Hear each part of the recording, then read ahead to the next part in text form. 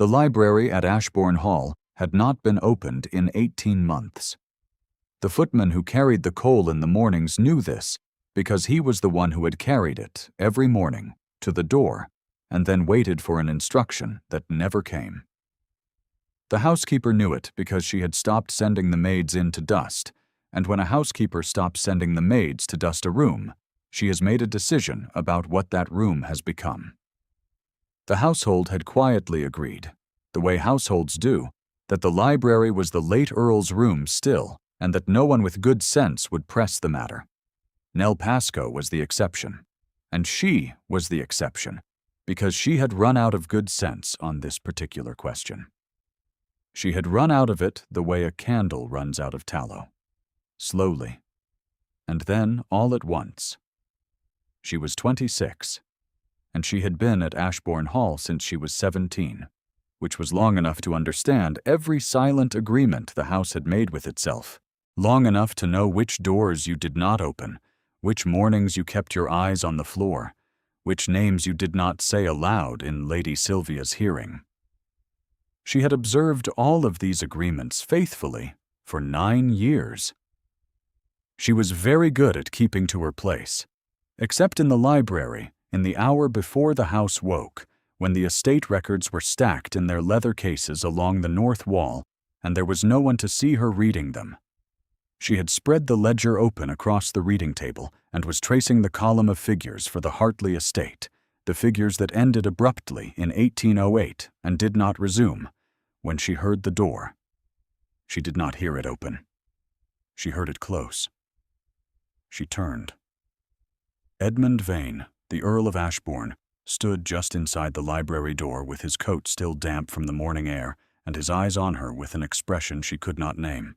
He was 35 years old, and he had the look of a man who had spent 3 years abroad trying to stay busy and had run out of things to do. His face was lean, darker than she remembered from his infrequent visits before his father died, and entirely still in a way that was not the stillness of a man at rest. He looked at her. He looked at the open ledger on the table. He looked at her again. Nell set her hands flat on the cover and closed it. "Miss Pascoe," he said. His voice was level, not cold, something more deliberate than cold. "My lord." She did not move. There was nowhere to go.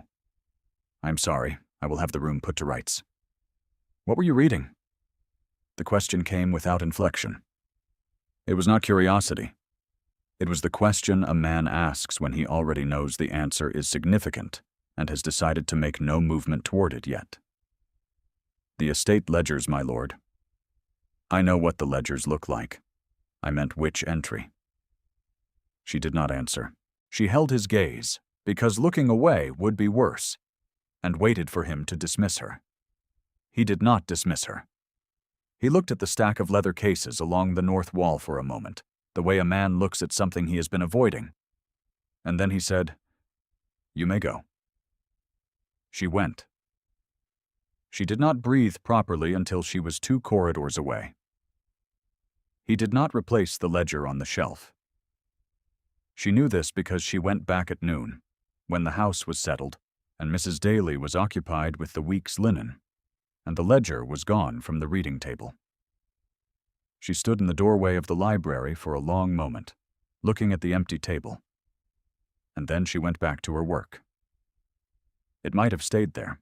It might have ended with one strange morning and a door that should not have been opened, and Nell might have decided that the thing she carried had waited 9 years and could wait a little longer, and Edmund Vane might have filed the ledger and returned to London, and the house might have gone on keeping its agreements. If things had stayed there, Clara Hartley might have married Mr. Cresswell. That was the truth Nell could not bring herself to tolerate. She had kept a secret for 9 years, and she had kept it because there was no one to tell. The late Earl was beyond being told anything. The steward who had served him was buried in the churchyard at the edge of the estate, had been for 3 years. The solicitor whose clerk had stood in the study that afternoon in 1808 still had his offices in the town of Bury, and Nell had never had occasion to walk into the office of a solicitor and sit down, because in her world, women who walked into solicitors' offices uninvited were shown back out again very quickly. She had kept it, because the secret was bigger than she was, and she had not known how to make herself large enough to do anything with it. But the new Earl was home, and Mr. Cresswell was circling Clara with the particular patience of a man who had decided a thing was already his. And Nell had begun to understand that waiting was itself a choice. She thought about that as she let herself back into her room and took the slim volume of Cowper's poems down from the shelf above her narrow bed. The book had been her mother's, and it had the look of a thing much handled, the spine soft and the corners turned. She did not open it. She held it in her hands for a moment and then replaced it on the shelf. Inside it, pressed flat between the 37th and 38th pages, was a letter written in the late Earl of Ashbourne's hand. She had found it in 1808. She had been carrying a packet of documents from the estate office to the late Earl's study, as she was sometimes sent to do when the steward wanted his hands free, and the packet had been carelessly tied and had shed 2 sheets on the back stairs.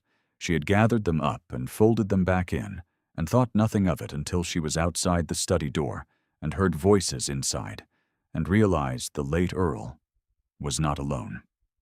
She had set the packet down outside the door to wait, as servants were trained to do, and one of the 2 loose sheets had slid out again. And she had picked it up.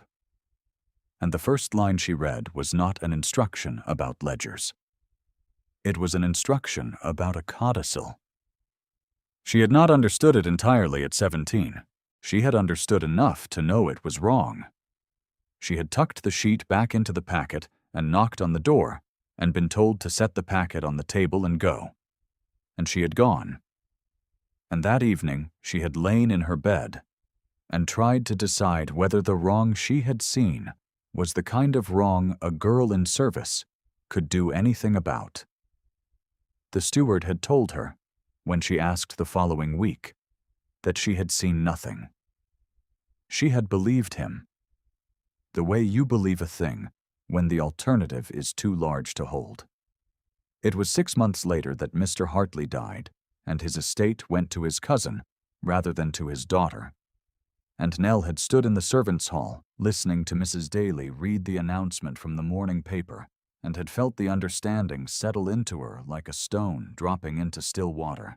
Clara had been Miss Hartley then, 19 years old, with a small, laughing face and a father she adored, and by spring she had been Miss Hartley of nothing at all, relying on the charity of a distant aunt, and whatever Nell could manage to slip her when the quarterly wages came. The wrong she had seen was precisely the wrong she had thought it was. Lady Sylvia found her in the morning room that same week of Edmund's return. Nell was carrying a tray of correspondence to the writing desk, and had misjudged the door's swing, and arrived a moment before she ought. Lady Sylvia looked up from the window seat and regarded her with the particular quality of attention that told Nell she had been weighed and found wanting before a word had passed. "You?" Lady Sylvia said, not unkindly, in the tone of a woman who has no unkindness to spare when she can achieve the same effect with precision. "Set that down and stop hovering. A girl who does not know her place is a disruption to the whole household, and I will not have disruptions." Nell set the tray down and left, and did not allow herself to feel the sting of it until she was back in the passage. She had been told she did not know her place many times over the years. It was true enough by Lady Sylvia's measure. Nell had been educated past her station by a mother who had been a schoolmaster's daughter before circumstance narrowed her into service, and the legacy of that education was a girl who read estate records in the Earl's library before sunrise and kept incriminating letters in volumes of Cowper. By the season's measure, she was not a person at all. She was furniture that occasionally required reprimanding. She had decided, the year she turned 24, to stop minding what the season thought. Edmund called her back to the library 3 days after their first encounter. He sent the message through Mrs. Daly, and Mrs. Daly conveyed it with the expression of a woman who has decided not to ask questions, which was Mrs. Daly's most reliable expression. Nell tidied her cuffs and went. The library had been aired. The curtains had been opened for the first time in 18 months, and the afternoon light fell across the reading table and the leather cases in a way that made the room look less like a room in mourning, and more like a room that had decided to permit itself to be used again.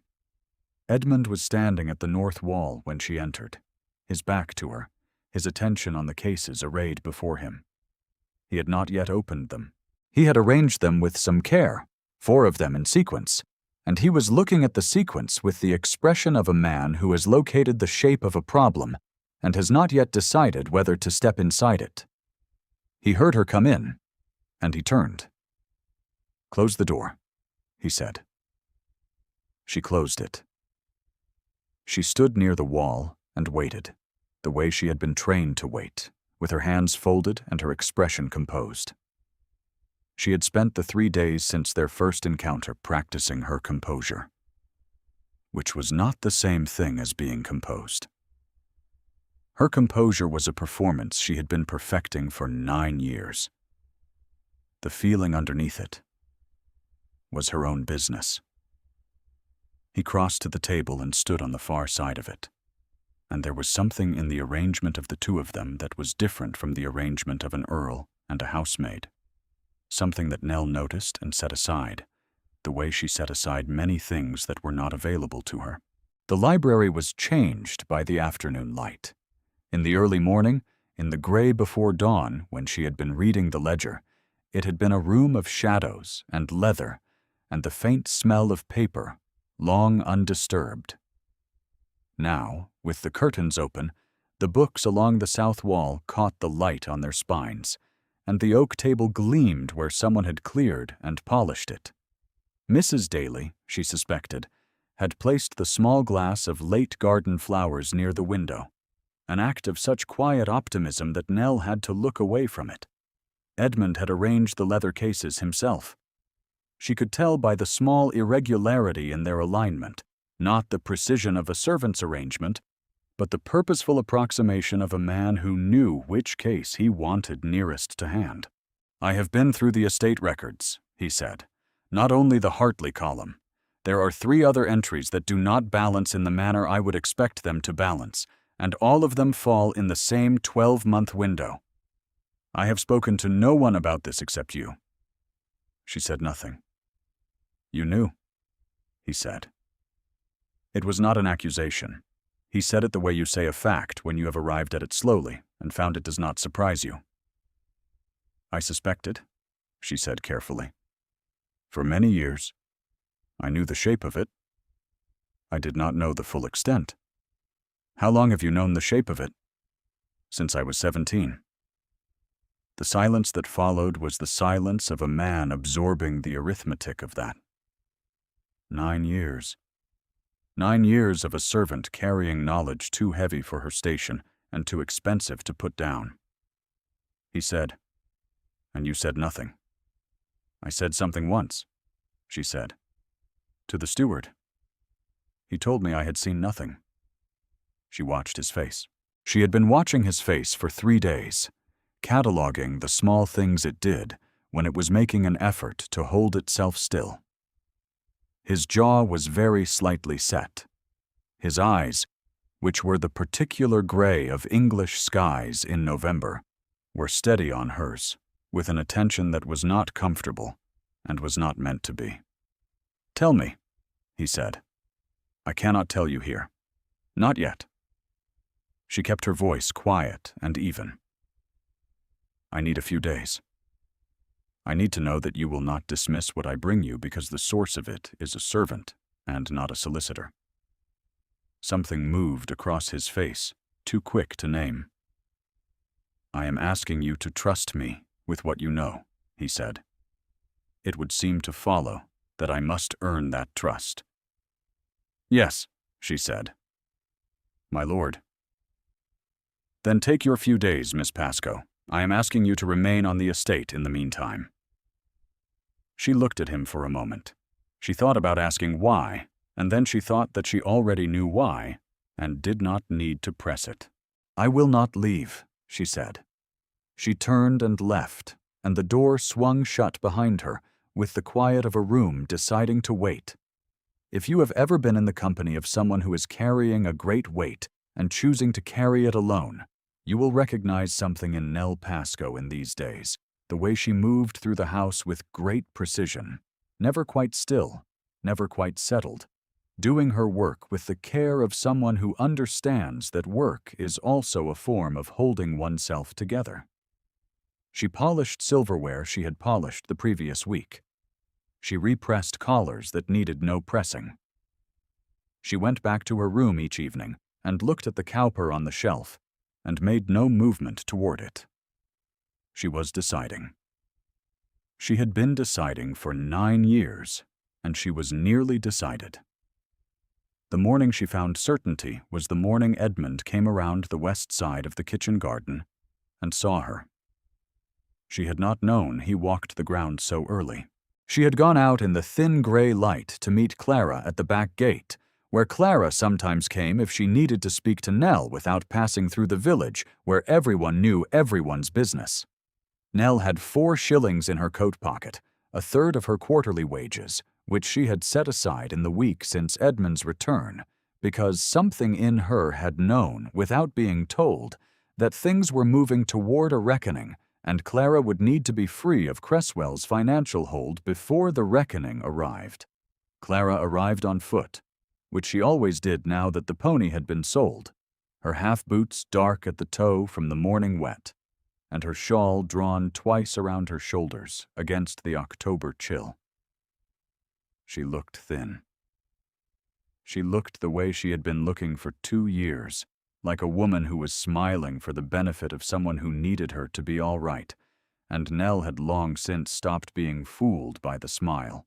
She pressed the coins into Clara's hand through the iron bars of the gate, and held Clara's face in both her own hands for a moment, and looked at her and said quietly, "Not yet. Just not yet. A little longer." Clara said, "Nell," in the particular way she said it, which said without words that she knew what this was costing Nell, that she could not tell her to stop, that she was so tired. Nell said, "I know." She turned back toward the house. She did not see Edmund until she turned. She looked up, and her breath stopped. He was 30 feet away, just past the kitchen garden wall, and he was looking at her.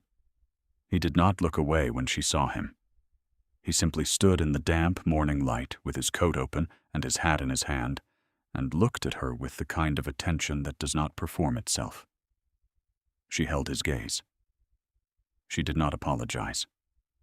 She turned and walked back to the servants' entrance, and she was still trembling slightly when she reached it. Not from shame, but from something she did not have a name for. Something in the quality of being seen, fully seen, in the middle of an ordinary act of quiet love, by a pair of gray eyes that understood exactly what they were seeing.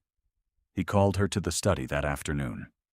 The study was different from the library, smaller and more inhabited, with a fire that had been lit, and actual correspondence on the writing desk, rather than ledger cases. It felt like a room he had decided to use, rather than a room he was examining at a distance. She sat across the desk from him because he asked her to sit. In 9 years, she had sat in the presence of the family only on the occasions that Lady Sylvia had required a formal accounting of some household error. She placed her hands in her lap and waited. "The woman at the gate," he said. "Miss Hartley," Nell said. "Clara Hartley, daughter of Mr. Charles Hartley of Bracken Lodge. Her father died in 1809, and the estate did not pass to her." She watched his face. She had been watching his face for 3 days, cataloging the small things it did when it was making an effort to hold itself still.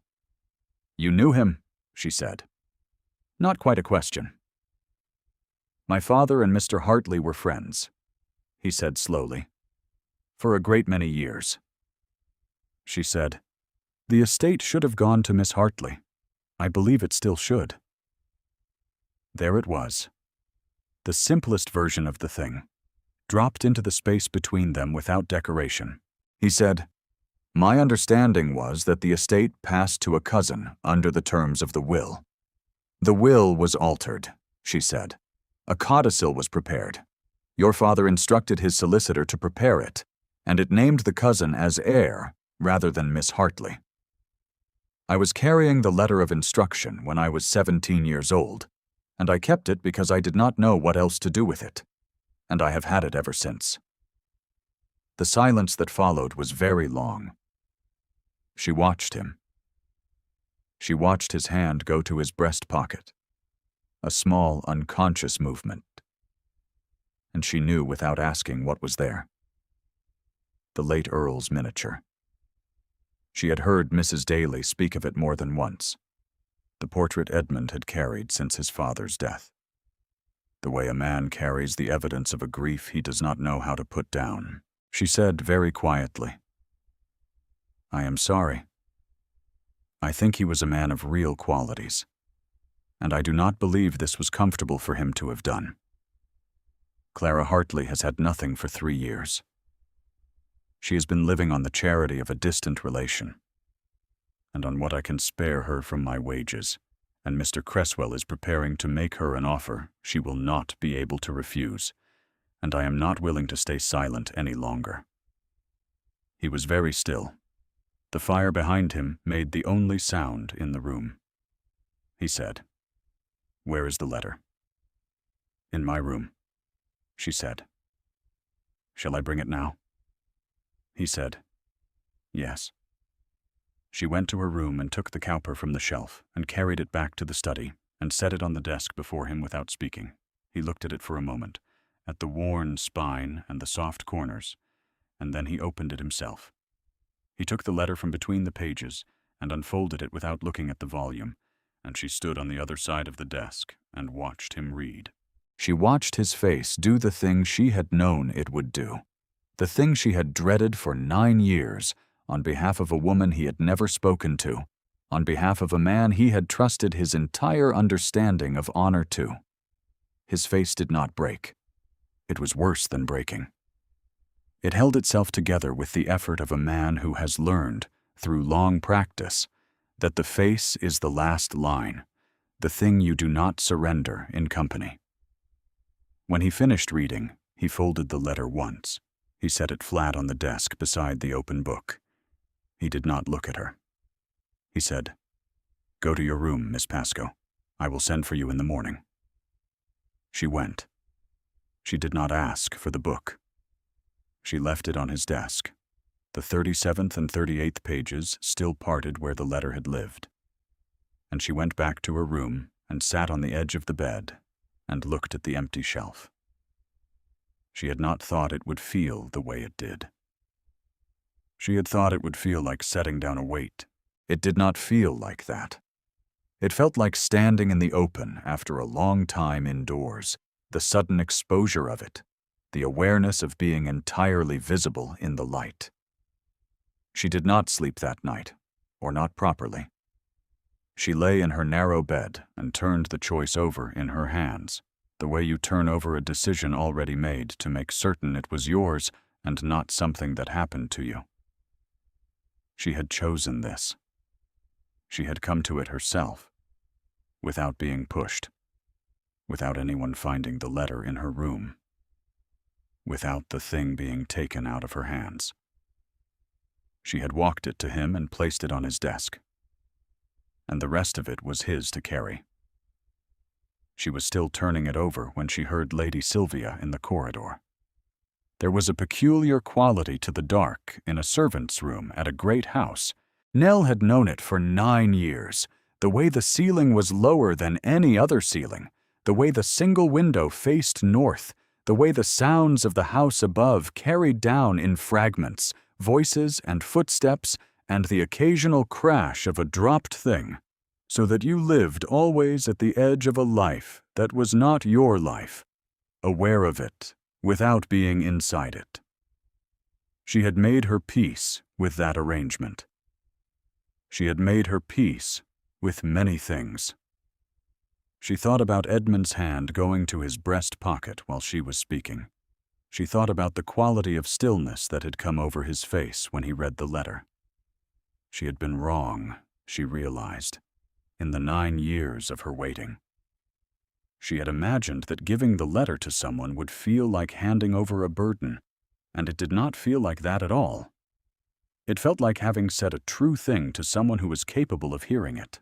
It was the following morning, an hour before breakfast, and Lady Sylvia's voice carried through the servant passages, in a way Lady Sylvia would not have thought about. Because Lady Sylvia did not think about servant passages the way Nell thought about drawing rooms. She was speaking to Mrs. Daly in the formal tone she used when she had decided something was a matter of household governance rather than personal inclination. Nell caught fragments through the passage wall. She heard the words, "conduct and arrangements," and before the solicitor arrives.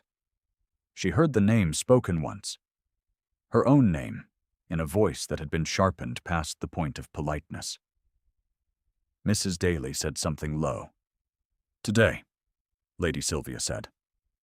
Then, more distinctly, "A girl who does not know her place has no place in this house.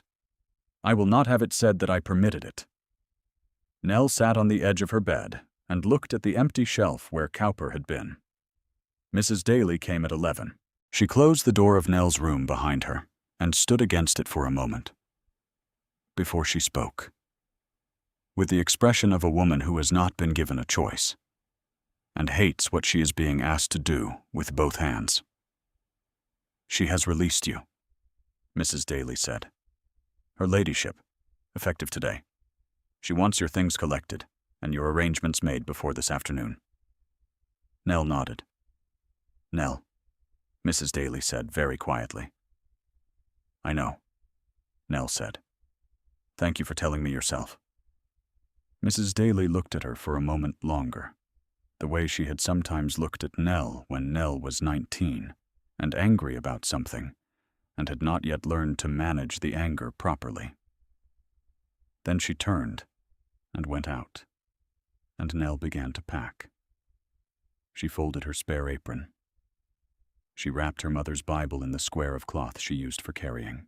She packed her winter stockings and her good collar and the 2 letters from Clara that she had kept in her box, and she did it all very methodically, one thing at a time, because methodical action was the only kind she could manage. Then she stood at the empty shelf for a long moment and felt the shape of what she had given away. She was not afraid. She had been afraid for 9 years, and what she felt now was different from fear. It was more like the exhaustion that follows a long task, the particular tiredness of a body that has been braced for something for so long that the muscles have forgotten there was once another way to stand. The household dinner that evening was not the sort of dinner that happened regularly at Ashbourne Hall. Lady Sylvia had arranged it a fortnight before, with a guest list that included Mr. Cresswell and 2 gentlemen of the neighborhood and their wives. The ostensible purpose was the ordinary purpose of a great house re-entering society after a period of mourning. The real purpose was visible to anyone who watched Mr. Cresswell navigate the seating arrangements with the quiet satisfaction of a man who believes the evening will confirm what he already considers decided. Clara had not been invited. She was never invited. That was the point of inviting Mr. Cresswell. Nell had not left the hall. She could not quite make herself cross the threshold and walk the road toward the village with her case in her hand. She sat in the servants' passage near the kitchen in the gray afternoon light and told herself she was waiting for the road to dry from the morning's rain, which was only partly untrue. The carriages began arriving at 6. She heard them from the passage, the sound of wheels on the drive, the ordered noise of a household assembling its company. She heard Edmund arrive late. She knew his step by now, and she knew the particular quality of silence that preceded his entrance into a room. And then she heard voices she did not recognize. One was precise and deliberate, the voice of a man whose profession had trained him to speak only what was required. Another carried the flat authority of a man who was accustomed to having his presence change the nature of a room. She stood up. She was still standing in the passage with her traveling case at her feet when the door at the top of the servants' stairs opened and Mrs. Daly appeared. Mrs. Daly's face had the expression of a woman who has just witnessed a large, quiet thing and is still ordering her thoughts about it. "He is asking for you," she said. She did not say who. Nell went up the stairs. The dining room at Ashbourne Hall was long and bright with candles, and the table was arranged for 8, with Mr. Cresswell seated to Lady Sylvia's left, and a gentleman Nell did not recognize beside him. A solicitor, small and precise, stood near the sideboard with a leather case open at his feet.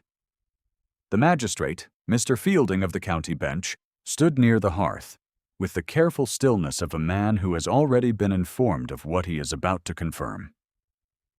Edmund was at the head of the table, and he was not sitting. The room had the quality of a room in which something has just been said, and not yet absorbed.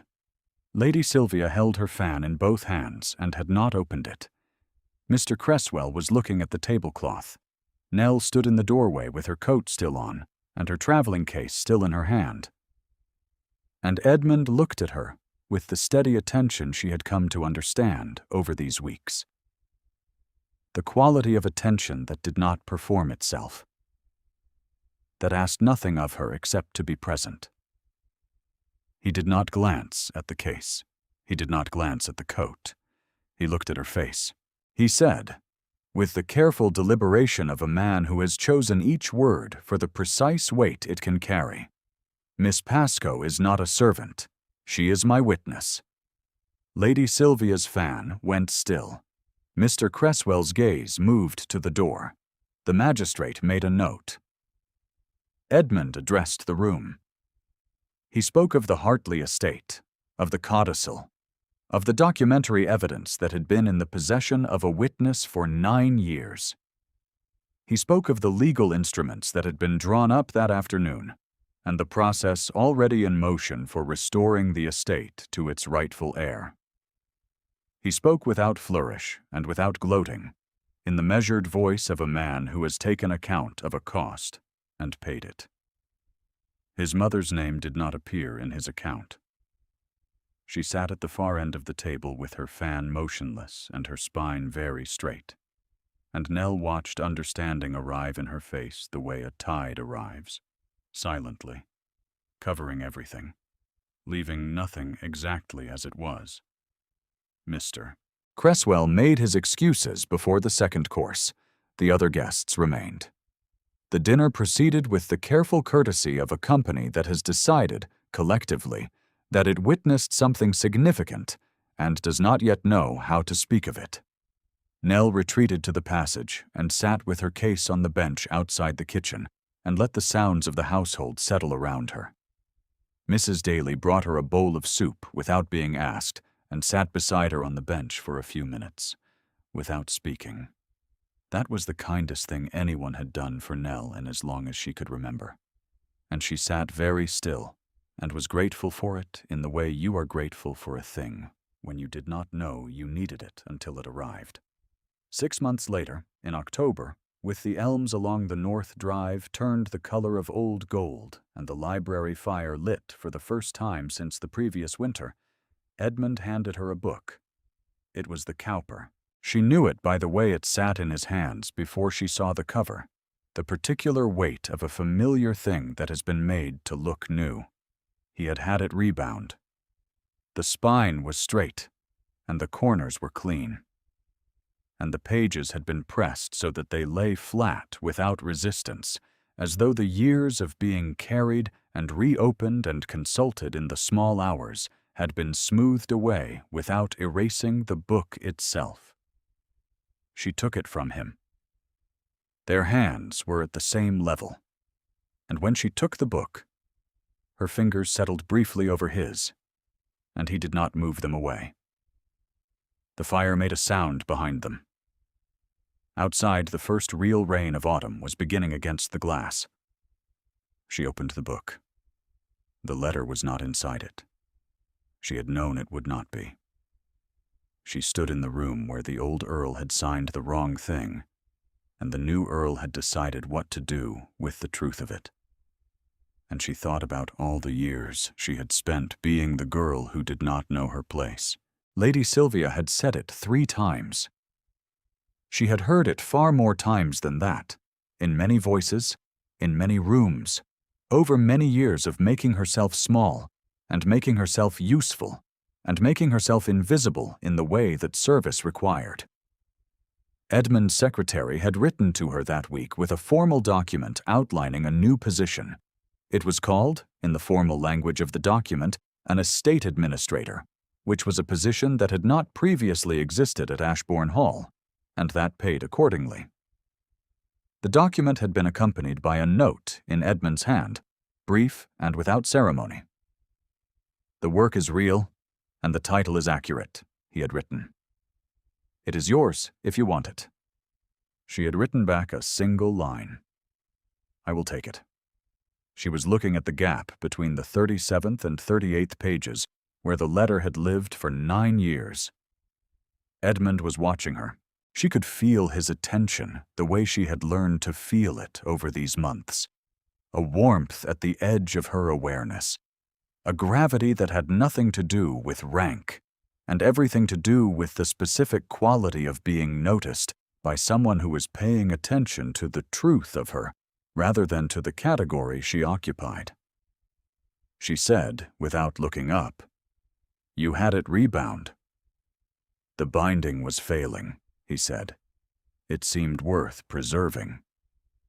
She looked up then. He was standing on the other side of the reading table, close enough that the lamplight was doing something to the angles of his face, softening the usual gravity of it into something warmer. There was a careful stillness about him that she knew now was not the stillness of restraint, but the stillness of a man who was content to be exactly where he was, in no hurry to be elsewhere. "Edmund," she said, because she had not yet used his given name aloud, and it was time to. And she watched the name land in his expression, the way a hand lands on someone's arm in a dim corridor. A small, specific contact that changes the quality of the air around both of them. He said, "Nell." Just that.